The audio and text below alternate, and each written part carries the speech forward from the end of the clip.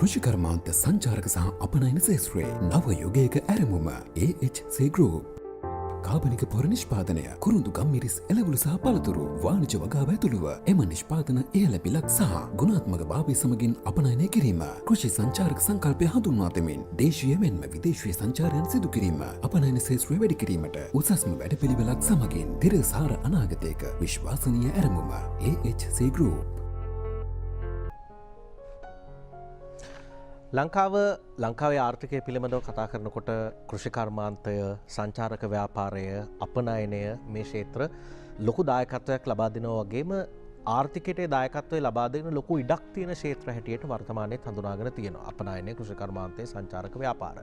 ඉතින් මේ හරහා අලුත් රැකියා අවස්ථා නිර්මාණය කරන්න, රටේ ආර්ථිකය ශක්තිමත් කරන්න, ඒ සඳහා සම්පත් දායකත්වය ලබා දෙන්න මේ සියල්ලට මූලිකත්වය අරගෙන කටයුතු කරන AHC සමූහ ව්‍යාපාරය පිළිබඳව අපි කතා කරන්න සූදානම් වෙන්නේ. අපි ඒ වෙනුවෙන් ආරාධනා කළා AHC සමූහ ව්‍යාපාරයේ සභාපති, ඒ වගේම ඉකාපිෆෝ සංවිධානයේ සම නිර්මාතෘ ආචාර්ය නාලක සිල්වා මහත්මයාට අපි ආරාධනා කළා ගැන කතා කරන්න. අයිබෝන් ඔබතුමාට.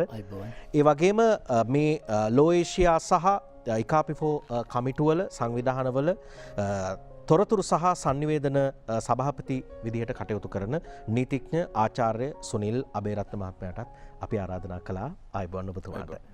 අපි නාලක සෙල්ල මහත්මයා ආරම්භයක් විදිහට කතා කරෝතින් HC සමූහ ව්‍යාපාරය කෘෂිකර්මාන්තයට වගේම අපනයන සම්බන්ධ ව්‍යාපෘති වලට මොන වගේ දායකත්වයක්ද ලබා දෙන්නේ, කොහොමද සක්‍රියව සම්බන්ධ වෙලා ඉන්නේ කියලා අපි කතා කරමු. ඒත් වශයෙන්ම කිව්වාම අපිට HC සමූහ ව්‍යාපාරයේ ප්‍රධාන ශේෂ්ත්‍ර තුනක් ඔස්සේ තමයි ක්‍රියාත්මක වෙන්නේ.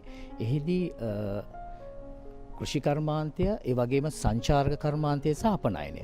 එතකොට ලංකාවේ විසිරී සිටින අපේ ගොවි ජනතාව ඒගොල්ලෝ නිෂ්පාදනය කරන නිෂ්පාදන අපනයනය සඳහා ලෝකයේ ඉහළ ඉල්ලුමක් තියෙන ක්‍රමවේදයකට අපි අපනයනය කරන කටයුත්තට දායකීම තමයි විශේෂයෙන්ම කරන්නේ. එහිදී ලංකාවේ නිෂ්පාදනය කර දැන් අපි ගත්තහම ලංකාවේ කුළුබඩු ක්ෂේත්‍රය ගත්තහම නිෂ්පාදනය කරන එක අපි ඇත්තටම රෝ මැටීරියල්ස් විතරයි ලංකාවෙන් අපනයනය කරන්නේ. ඉතින් අපි බලාපොරොත්තු වෙනවා ඉදිරියට අපේ තාක්ෂණය අපි මේකට මුසු කරලා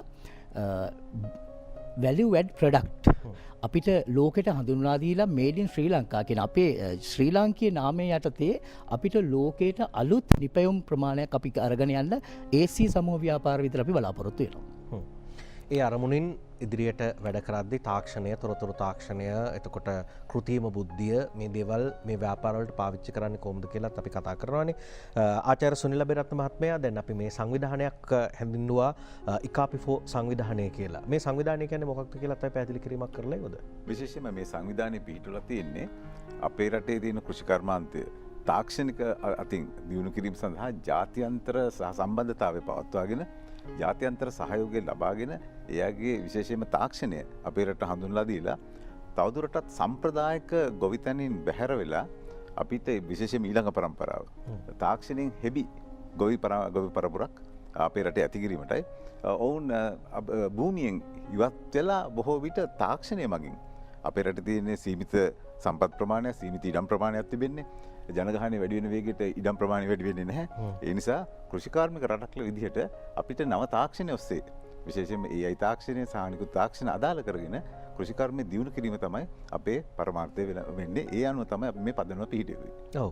දැන් ඔබේ ව්‍යාපාරය හරහා නාරකසිල්ල මහත්මයා මේ අස්වැන්න ව්‍යාපෘතිය ගැන කතා කරොත් බීජවී සහ සහල් නිෂ්පාදනය ඒ සම්බන්ධව මැදිහත් වීම කොයි ආකාරයෙන්ද සිදු කරන්නේ? ඇත්තටම මේ වෙනකොට අපි බීජවී නිෂ්පාදනය කියන කාර්යයේදී අම්පාර දිස්ත්‍රික්කය සහ තිස්සමහාරාමය කියන දිස්ත්‍රික්ක දෙක මූලික කරගෙන අක්කර 500 බැගෙන අක්කර 1000ක ව්‍යාපෘතියක් ආරම්භ කරලා තියෙනවා ගොවි නායකයින් මූලික කරගෙන සහ ගොවි මහත්මයන්ම එකතු කරගෙන. එතකොට එහිදී අපි බීජවී ඒ අයට ලබා දෙනවා. ඒ කියන්නේ කෘෂිකර්ම අමාත්‍යාංශයේ නිර්දේශය යටතේ තියෙන බීජවී ඒ නිෂ්පාදනය කරලා අපි ඒ අයගේ අස්වැන්න අරගෙන බීජවී නැවතත් ලංකාවේ ඇත්ත වශයෙන්ම කිව්වොත් ඉදිරියේදී ඒ වගේම දැන් වුණත් අපිට ගත්තොත් බීජවී හිඟයක් තියෙනවා අපිට අවශ්‍ය ප්‍රමාණය නෑ.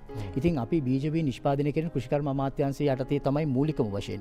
එතකොට පුද්ගලිකංශයක් හැටියට අපි බලාපොරොත්තු වෙනවා ඒ වෙනුවෙන් රජයට සහයෝගයක් ලබා දීලා අපේ රට කෘෂිකාර්මික රටක්නේ. එතකොට අපේ කෘෂිකාර්මික රට කියන එක අපිට හැමදාමත් අපි අතීතයේ ඉඳලා පුංචි කාලේ ඉඳන් අපි අහපු දේ. එතකොට නමුත් අපේ රටේ කෘෂිකර්ම ශාස්ත්‍රයේ නියැලෙන මේ අපේ ගොවි ජනතාව අපි බැලුවොත් අස්වැන්න ඒගොල්ලන්ගේ කැපෙන කාල වෙනකොට මැසිවිලි නගනවා ඒගොල්ලන්ට මිලක් නැහැ. ඒගොල්ලන්ට ඒ වෙනුවෙන් සාධාරණ ඉෂ්ට වෙන්නේ නැහැ කියන කාරණාව. ඉතින් අපිට පුළුවන් නම් ඒකේ බීජවී ලබා දෙන තැන ඉඳලා වෙළඳපොළට මේ හාල් ටික යන තැනට වෙනකන් මේ ක්‍රියාවලියට ඒ ඇත්ත එක දායක වෙලා කටයුතු කරන්න අපිට එයට හොඳ මිලක් දෙන්න පුළුවන්. ඒ අයට හොඳ දිරිගැන්වීමක් ලබා දෙන්න පුළුවන්. ඉතින් ඒ තමයි අපේ AC සමූහ ව්‍යාපාරයේ ව්‍යාපෘති බඩපත් වෙන්නේ ගොවි ජනතාව නගා සිටීමෙන් සහල් නිෂ්පාදනය සහ බීජ නිෂ්පාදනය ධාරිතාවය ලංකාවේ වැඩි කරලා ඒ වෙනුවෙන් අපි මෙහෙවරක් ඉටු කරන්න. ඔව්. අබේරත්න මහත්මයා සඳහන් කළා වගේ ජනගහනය වැඩි වෙනවා, අවශ්‍යතාව වැඩි වෙනවා. හැබැයි භූමිය වැඩි වෙන්නේ නැහැ. එකම භූමි ප්‍රමාණය තියෙන. එමනම් ඒකක භූමි ප්‍රමාණයකින් අස්වැන්න වැඩි කරගන්න කොහොමද කියන එකනේ අපේ උත්සාහය වෙන්න වෙනවා. ඒකට AI සහ තොරතුරු තාක්ෂණය කොහොමද අපේ කෘෂිකර්මාන්තයට අපි පාවිච්චි කරන්න ඕන සහ පුළුවන් කොහොමද? මනෝජ් අපි මේ වෙනකොට ඉන්නවද 2035 වර්ෂය වෙනකොට අපේ කුඹුරු වලට අවශ්‍ය හොඳම බීජ වර්ග කොහොමද කියලා තෝරගන්න මේ වෙනකොට. අවමතරමින් අවුරුදු 5කට පසුව අපි කියමු 2030 වර්ෂයේදී උතුරු මැද පළාතට අවශ්‍ය පොහොර ප්‍රමාණය පොහොර වර්ග කවරක්ද යන්න අපිට පුරෝකථනය කරන්න තැනක අපි ඉන්නවද? අපි තාම නැහැ. එහෙනම් අන්න ඒ දේ තමයි අපිට පුළුවන් වෙන්නේ AI තාක්ෂණය ඔස්සේ ලබා ගන්න. එහෙම කරනකොට අපිට දේශගුණික විපර්යාස වලට බොහොම ඒ තියෙන තර්ජනයට අපිට දක්ෂ ලෙස අපිට මුහුණ දෙන්න පුළුවන් වෙනවා.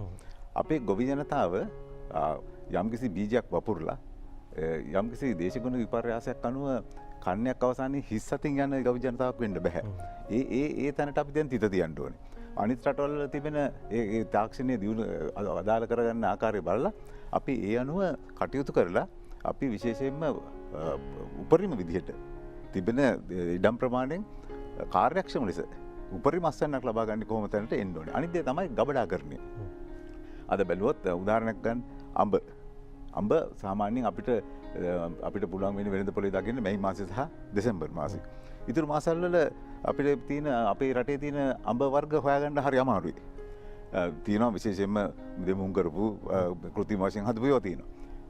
නමුත් වෙතම් රටවලට ගියාම මාස 12ම අඹ තිබෙනවා ඒ රටවල. ඒ තියෙන ගබඩාකරණයත් මෙම තියෙන තාක්ෂණය අනුව මාස 12ම දවස් 360ම ඒ අදාළ පළතුරු හරි එළවලු හරි වෙනද පොරට යන ක්‍රමවේදයක් හදන්න ඕනේ. ඒක පුළුවන් කරන්න. මෙන්න මේවා තමයි අපිට කරන්න පුළුවන් මේ තාක්ෂණය ආදාළ කරගෙන. එතකොට මේ තාක්ෂණය සැකසීමේදී විශේෂයෙන්ම ප්‍රතිපත්ති මාලාවක් අවශ්‍යයි. ඒ වගේම නීති රාමුවක් අවශ්‍යයි. ඒවා අන්තර්ජාතික වශයෙන් මේ වෙනකොටත් පිහිටුවලා තිබෙන්නේ. විශේෂයෙන්ම ආසියානු පැසිෆික් කලාපීය නීතිඥ සංගමය ලෝ ඒෂියා සංවිධානය මේ සම්බන්ධයෙන් නීති රාමු සකස් කරලා තිබෙනවා. අන්න ඒ නීති රාමු මේ රටට හඳුන්වලා දීලා ඒක කෘෂිකර්මයට කෘෂිකර්ම කියන්නේ එක් විෂයක් තවත් විෂයන් ගණනාවකට මේ තාක්ෂණය අදාළ වෙනවා. කෘෂිකර්මයට අන්නේ ප්‍රතිපත්ති සහ නීති අදාළ කර ගැනීම තමයි අපි අරමුණු වෙලා තියෙන්නේ. ඔව්. ඒ අරමුණින් කටයුතු කරලා අස්වැන්න වැඩි කරන්න, ඒ වගේම අස්වැන්න සුලභ කරන්න, ඕනම කාලයක ලබා ගන්න පුළුවන් තත්ත්වයක් ඇති කරන්න කොහොමද තාක්ෂණය, කෘත්‍රිම බුද්ධිය, තොරතුරු තාක්ෂණය පාවිච්චි කරන්න කියලා කතා කරේ. අපිට කෙටි විරාමයක් දෙන්නේ අතර. කෘෂිකර්මාන්ත සංචාරක සහ අපනයන ශේත්‍රයේ නව යුගයක ඇරමුම AHC Group. කාබනික පොර නිෂ්පාදනය, කුරුඳු ගම්මිරිස් එළවලු සහ පළතුරු, වාණිජ වගාව ඇතුළුව එම නිෂ්පාදන ඉහළ පිලක් සහ ගුණාත්මක භාවය සමගින් අපනයනය කිරීම. කෘෂි සංචාරක සංකල්පය හඳුන්වා දෙමින් දේශීය මෙන්ම විදේශීය සංචාරයන් සිදු කිරීම. අපනයන ශේත්‍රය වැඩි කිරීමට උසස්ම වැඩපිළිවෙලක් සමගින් දිරසාර අනාගතයක විශ්වාසනීය ඇරමුම AHC Group.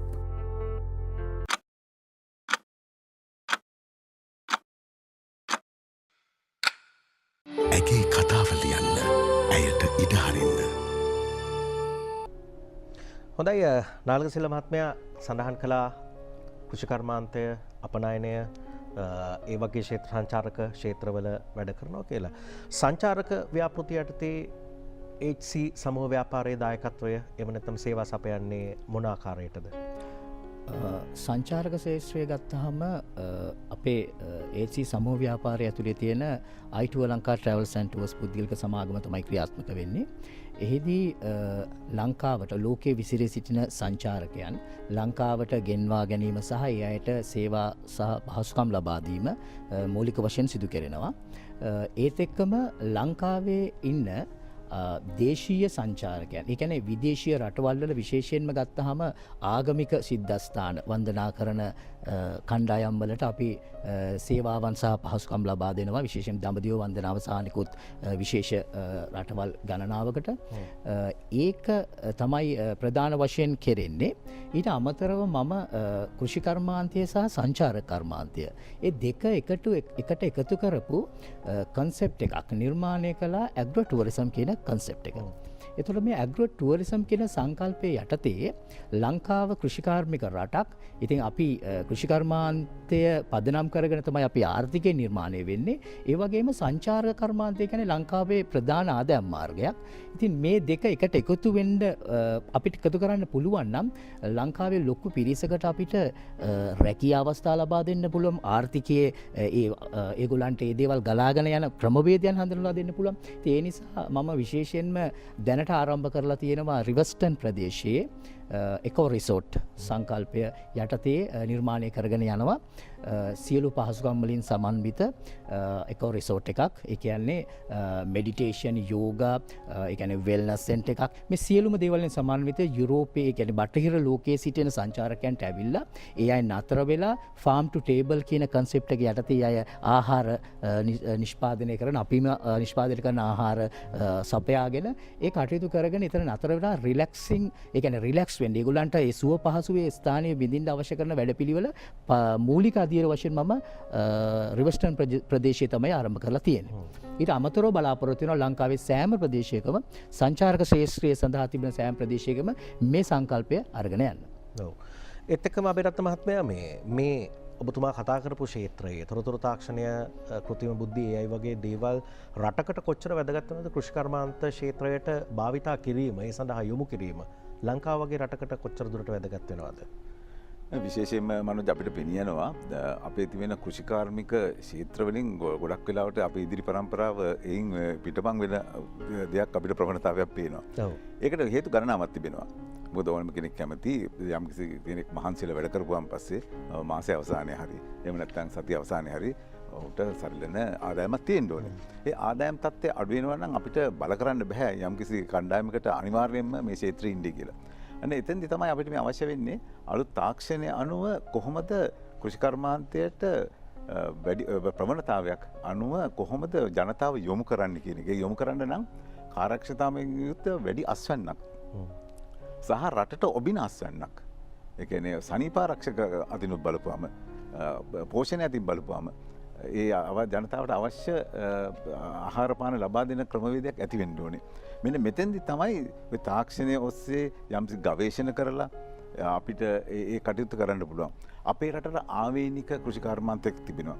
අපිට එය වෙනස් කරගන්නේ නැතුව තාක්ෂණය යොදාගෙන එය ක්‍රමවත් සකස් කරගන්නේ කොහොමද කියන එකයි අපි සලකන්න ඕනේ. මනෝජ් පසුගිය සති දෙකකට කලින් අපි සහභාගී වුණා. ආචාර්ය නාලක මහත්මයාත් අපේ කණ්ඩායම සහභාගී වුණා. ජාත්‍යන්තර වෙළඳ සම්මන්ත්‍රණයකට සම්බන්ධ වුණා අපි පූණේ නගරයේදී පැවැත්වුණේ. එතෙන්දී අපිට ඩ්‍රෝන් තාක්ෂණය ඔස්සේ කොහොමද කෘෂිකර්මය දියුණු කරන්න කියන එක අපිට අත්දැකීමක් ලැබුණා. ඒ අනුව අපි සමත් වුණා මේ වෙනකොට අපිට ඩ්‍රෝන් යන්ත්‍ර දෙකක් අපේ රටට ලබා ගන්න. එක යන්ත්‍රයක් අපි බලාපොරොත්තු වෙනවා කෘෂිකර්ම පීඨයට අපි යොමු කරන්න. ශ්‍රී ලංකාවේ තිබෙනවා විද්වතුන්ගේ සංගමයක් OPA සංවිධානය. එහි තිබෙනවා කෘෂිකර්මික විද්වතුන් සිටින්නේ සංවිධානයේ. ඔවුන් සමග කටයුතු කරලා මේ රටට ඩ්‍රෝන් තාක්ෂණය අඳුරලා දෙන්න. ඩ්‍රෝන් තාක්ෂණය කරන්න පුළුවන් කාර්ය විශාල ප්‍රමාණයක් තිබෙනවා. නිසි ලෙසට නිසි ප්‍රමාණයට පොහොර යෙදීම, කෘෂි ද්‍රව්‍ය යෙදීම, ඒ වගේම තිබෙන රෝග ක්ෂණිකකින් හඳුනා ගැනීම වැනි කාරණා ඉතාමත්ම කාර්යක්ෂම කරන්න පුළුවන්. මේක ඇවිල්ලා තාක්ෂණික සිදු කරන දෙයක්. සම්ප්‍රදායික කෘෂිකර්මයෙන් පොඩ බැහැර වෙන දෙයක්. ඒ නිසා මේක දැන් කාලේ හරි අපේ රටේ ඉන්න කෘෂිකර්මය හදාරන ශිෂ්‍යයින්ට මේ තාක්ෂණ හඳුන්වලා දෙන්නේ. දැන් මේ සම්බන්ධයෙන් තමයි අපේ පදනම දැන් උර දීලා තිබෙන්නේ. අපිට අවශ්‍ය වෙන්නේ ජාත්‍යන්තර මට්ටමට මේ රටේ කෘෂිකර්මාන්තය රැගෙන එන්න අපේ සංවිධානයේ ජාත්‍යන්තර සංවිධානය. අපි නිරන්තරයෙන්ම කටයුතු කරන්නේ ජාත්‍යන්තර අනිකුත් කෘෂිකර්ම සංවිධානත් එක්ක. අපි ඒ අයගෙන් උපදෙස් ලබාගෙන අපේ සිටින කෘෂිකර්මයට සම්බන්ධ සියලු දෙනාට අපි මේ සහාය ලබා දෙන්නයි අපි උත්සාහ කරන්නේ. විශේෂයෙන්ම කෘෂිකර්ම විශ්වවිද්‍යාලය, කෘෂිකර්ම පීඨය, ඒ වගේම අනිකුත් කෘෂිකර්ම ආයතන වලින් අපිට ඉදිරියට අවශ්‍ය වෙන්නේ තාක්ෂණයෙන් හෙබි, තාක්ෂණයෙන් පරිපූර්ණ වෙච්ච ගොවි ජනතාවක් මේ රටට බිහිකිරීම. ඔව්. ඒ වෙනුවෙන් කටයුතු කරමින් ඉන්නේ. අවසාන වශයෙන් මිනිත්තුවකින් අපි සඳහන් කරමු පොදුවේ HC ව්‍යාපාර සමූහයේ මේ වෙලාවේ අරමුණ වෙලා තියෙන්නේ මොකක්ද කියලා සංක්ෂිප්තව. ඇත වශයෙන්ම ගත්තහම HC සමූහ ව්‍යාපාරය ආරම්භ කරලා මේ ශ්‍රේෂ්ඨ තුන ඔස්සේ අපි කටයුතු කරගෙන යනවා. එහිදී අපිට විශේෂයෙන් අවශ්‍ය වුණා ලංකාව ඇතුළෙන අපි මේ කෘෂිකර්මාන්තය, සංචාර කර්මාන්තය සහ අපනයනය කියන මූලික ශ්‍රේෂ්ඨයන් තුන ඔස්සේ මේ කටයුතු කරගෙන යන්නේ. ඉතින් එතනදී මේ ලංකාවේ කෘෂිකර්මාන්තය ජාත්‍යන්තර තලයට ගෙන යන්නට අවශ්‍ය කරන වැඩපිළිවෙල සකස් කරගන්න. ඉතින් එහිදී තමයි අපි ඉකපෙෆෝ කියන අපේ ජාත්‍යන්තර සංවිධානය අපි නිර්මාණය කළේ. ඉතින් ඒ සංවිධානය හරහා මේ වෙනකොට අපි ලංකාවේ මේ අපි කරන්න බලාපොරොත්තු වෙන කටයුත්ත ලෝකේ රටවල් ගණනාවකට මේ වෙනකොට අපි අරගෙන ගිහිලා තියෙනවා. ඒ වගේම විශේෂයෙන්ම අපි බ්‍රික්ස් සමුළුව අපි බ්‍රික් සමුළුවට අපි සම්බන්ධ වුණා. ඉතින් එහිදී අපිට රටවල් 25ක තානාපතිවරුන් සමග සාකච්ඡා කරලා ඒ රටවල් වල තියෙන දේවල් ලංකාවට අරගෙන එන්නත්, ඒ වගේම ලංකාවේ තියෙන දේවල් ඒ රටවල් වලට අරගෙන යන්නත් අවශ්‍ය කරන වැඩපිළිවෙල අපි මේ වෙනකොට හදලා තියෙනවා. ඉතින් මම විශේෂයෙන්ම මතක් කරනවා ලංකාවේ විසිරී සිටින අපේ ගොවි ජනතාව, ඒ වගේම ව්‍යාපාරිකයින්, ඒ වගේම මේ කෘෂිකර්ම ශාස්ත්‍රයට සම්බන්ධ වෙලා සිටින සියලුම දෙනාට අපි මේ කරන වැඩ කටයුත්තත් එක්ක එකතු වෙලා අපිත් එක්ක එකතු වෙන්න මේ ලංකාවේ තියෙන කෘෂිකර්මාන්තය තුලින් ජාත්‍යන්තරයට අපි මේ කටයුතු අරගෙන ගිහිල්ලා ඔබටත් අවස්ථාවක් ලැබෙනවා ලංකාවේ මේ නිෂ්පාදන ජාත්‍යන්තරයට ඍජුවම රැගෙන යන්නට අවශ්‍ය කරන කටයුතු අපි නිර්මාණය කරලා දෙනවා. එහිදී ලංකාවේ කෘෂිකර්ම ශාස්ත්‍රයේ සිටින ආයතන වලට පුළුවන් අපිත් එක්ක සම්බන්ධ වෙලා මේ කටයුත්තට එකතු වෙන්න. ඔබට ලෝකයේ කොයි හරි රටක වගා කටයුතු කරන්න අවශ්‍යතාවයක් තියෙනවනම් අපිට පුළුවන් ඒ වෙනුවෙන් මඟ පෙන්වීම සිදු කරන්න. එතකොට ඔබේ නිෂ්පාදන ලෝකෙට අපනයනය කරන්න, ලෝකෙට යවන්න අවශ්‍ය කරන වැඩපිළිවෙල අපිට සකස් කරලා දෙන්න පුළුවන්. ඒ නිසා HC සමූහ ව්‍යාපාරය සූදානම් අපි ඒ වෙනුවෙන් මේ ජාත්‍යන්තර සංවිධානය හරහා ඒ කටයුත්ත කරලා දෙන්න. හොඳයි. HC සමූහ ව්‍යාපාරය පිළිබඳව, ව්‍යාපාර භූමිකාව පිළිබඳව, අරමුණු මේ ක්ෂේත්‍රය ගොඩනගන්න දක්වන දායකත්වයේ මැදිහත්වීම පිළිබඳව කතා කළේ අපි සභාපති නාලක සිල්වා මහත්මයාට වගේම නීතිඥ ආචාර්ය සුනිල් අබේරත්න මහත්මයාට ස්තුතිවන්ත වෙනවා මේ දැනුවත් කිරීම වෙනුවෙන්. අයිබෝන් ඔබට. අවසාන වශයෙන් තොරතුරු දැනගන්න විමසන්න තිරේ දිස්වන දුරකථන අංකවලට ඔබට කතා කරන්න පුළුවන්, සම්බන්ධ වෙන්න පුළුවන්. ඒ හරහා HC සමූහ ව්‍යාපාරය හරහා ඔබට තොරතුරු දැනගන්න පුළුවන්. 0.76යි 136යි 13යි 16 දුරකථන අංකයට ඔබ කතා කරන්න. හොඳයි, අපි කෙටි විරාමයක් ලබාගෙන නැවත නුගසෙවණින් හමු වෙමු. කෘෂිකර්මාන්ත සංචාරක සහ අපනයන ශාස්ත්‍රයේ නව යුගයක ආරම්භම AHC Group. කාබනික පොර නිෂ්පාදනය, කුරුඳු ගම්මිරිස් එළවලු සහ පළතුරු, වාණිජ වගාව ඇතුළුව එම නිෂ්පාදන ඉහළ පිලක් සහ ගුණාත්මක භාවය සමගින් අපනයනය කිරීම, කෘෂි සංචාරක සංකල්පය හඳුන්වා දෙමින් දේශීය මෙන්ම විදේශීය සංචාරයන් සිදු කිරීම, අපනයන ශාස්ත්‍රය වැඩි කිරීමට උසස්ම වැඩපිළිවෙලක් සමගින් තිරසාර අනාගතයක විශ්වාසනීය ආරම්භම AHC Group.